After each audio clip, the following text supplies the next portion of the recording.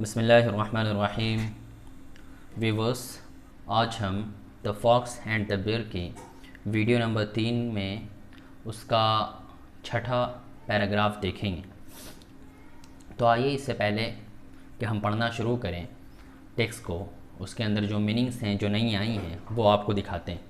इसे आप write down कर लें। कलर इसका चेंज कर लेते हैं यहाँ से जी। एक लफ्ज़ आया इट। इट ये प्रोनाउन है और यह प्रोनाउन क्या भला है, किस चिड़िया का नाम है, ये सब में भी उलझना नहीं है आपको। ये बीच बीच में मैं बस ऐसे ही बोल दे रहा हूँ, बस आपको जहन में रखना है कि कभी नाम सुना था। फिर मैं जब आपको ग्रामर पढ़ाऊँगा ना, या फिर बीच में जब मुझे ऐसा लगेगा कि आपकी जो रीडिंग है, स्किल है, वो इम्प्रूव हो रही है और मुझे आप बताना चाहिए विस्तार के साथ ग्रामर को, तो फिर मैं आपको बताऊँगा। तो इट है, इट का मतलब होता है वह। कभी कभी यह की मीनिंग भी देता है ये, और कभी कभी कोई मीनिंग ही नहीं देता ये, बस ऐसे ही यूज़ हो जाता है।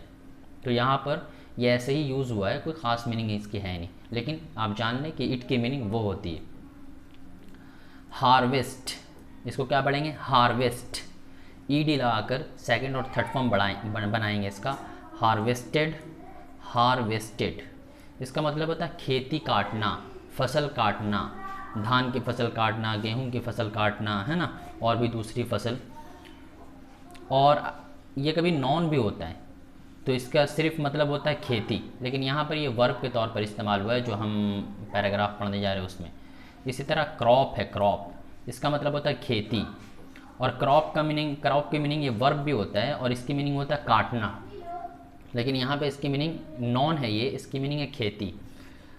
दिस टाइम इसका तर्जमा यह टाइम नहीं करेंगे, बोलेंगे इस बार। क्या बोलेंगे, इस बार बोलेंगे। देखें, डिग, डग, डग, सेकंड और थर्ड फॉर्म एक है, इसका मतलब होता है खोदना। अब डिग डग डग के साथ अप लगा देंगे तो इसका मतलब होता है खोद कर किसी चीज़ को बाहर निकालना।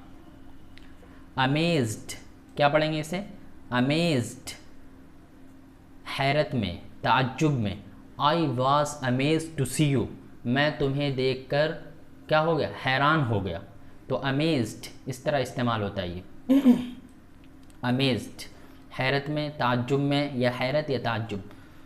विच की असल मीनिंग जो है वो होता है किस, लेकिन कभी कभी ये जिस की मीनिंग में भी इस्तेमाल होता है और जो की मीनिंग भी इस्तेमाल होता है। यहाँ जो हम पैराग्राफ पढ़ रहे हैं वो जो की मीनिंग देगा, ये मीनिंग ये देगा विच। अभी हम जब ऊपर पढ़ेंगे तो आप देखेंगे।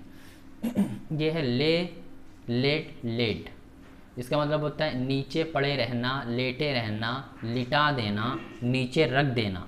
ले, लेट, लेट। बीनीथ, अभी आपने एक चीज़ पढ़ी थी अंडर, अंडर द ग्राउंड, पिछले वीडियो में आपने देखा था अंडर द ग्राउंड। ये है beneath.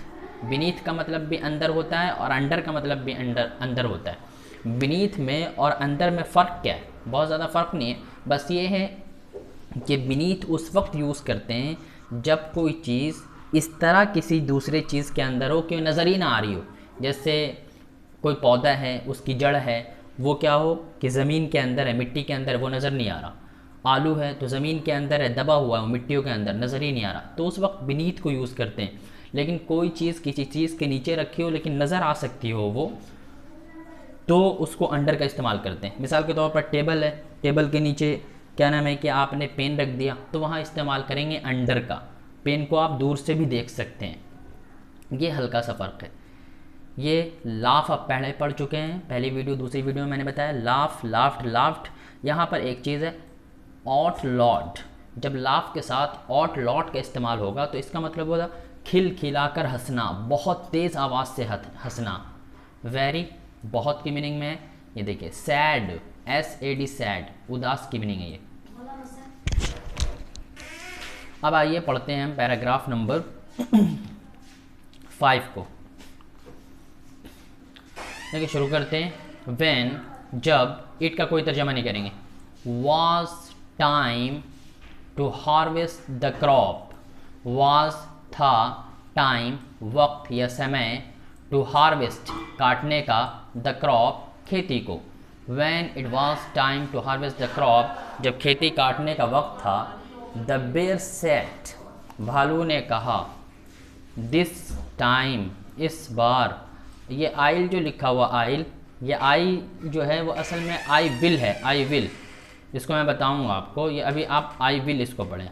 I will take the top parts, कि इस बार या इस दफ़ा, आई मैं, विल गा, टेक लूँ, इस बार मैं लूँगा द टॉप पार्ट्स, ऊपरी हिस्से, टॉप मतलब ऊपर, टॉप पार्ट मतलब ऊपरी हिस्से। दे, उन दोनों ने, डग अप, खोद कर बाहर निकाला, द प्लांट्स, पौधे को, एंड, और, the bear was amazed, the bear was amazed, भालू हैरान था, द बेयर भालू, वॉज था, अमेज्ड हैरान, कैसे, टू सी, देख कर, टू सी देख कर, किसको, ऑल द पोटैटोज, तमाम आलूओं को, ऑल द पोटैटोज तमाम आलू को, विच, जो, ले, पड़े हुए हैं, बीनीथ, नीचे, द ग्राउंड, ज़मीन के, जो ज़मीन के नीचे पड़े हुए हैं। इसको एक बार देखिए। When it was time to harvest the crop, जब खेती काटने का वक्त था, the bear said, भालू ने कहा, this time I will take the top part, इस बार मैं ऊपरी हिस्से लूँगा। They dug up the plants and the bear was amazed to see all the potatoes which lay beneath the ground, उन दोनों ने पौधों को खींचकर, पौधों को खोद कर बाहर निकाला, और भालू ये देखकर हैरान था कि तमाम आलू ज़मीन के नीचे पड़े हुए हैं। द फॉक्स, लोमड़ी, लाफ्ड, लॉट, ऑड, लोमड़ी खिलखिलाकर हंसी, एंड, और, एट द पोटैटोज, और उसने आलू खाए, या उसने आलू खाया। बट की मीनिंग होती है लेकिन, इसको लिख लीजिएगा, बट लेकिन बोलते हैं ना, मैंने ये काम तो किया लेकिन पूरा नहीं हो सका, तो लेकिन के लिए बट का यूज़ होता है, मैं लिखवा नहीं पाया हूँ। The bear was very sad, but, लेकिन, द बेयर वॉज, भालू था, वेरी, बहुत, सैड, उदास। एक बार देखिए फिर से तर्जमा। When it was time to harvest the crop, जब खेती काटने का वक्त था, the bear said, भालू ने कहा, this time I will take the top part, इस बार मैं ऊपरी हिस्से लूँगा। They dug up the plants, उन दोनों ने पौधे को खोद कर बाहर निकाला, and the bear was amazed, और भालू हैरान था, to see, देख कर, all the potatoes which lay beneath the ground, तमाम आलूओं को जो ज़मीन के अंदर पड़े हुए हैं। The fox laughed out loud, भालू खिलखिलाकर हंसा, लोमड़ी खिलखिलाकर हंसी, एंड, और, एट द पोटैटोज, और उसने आलू खाया। बट, लेकिन, the bear was very sad, लेकिन भालू बहुत उदास था।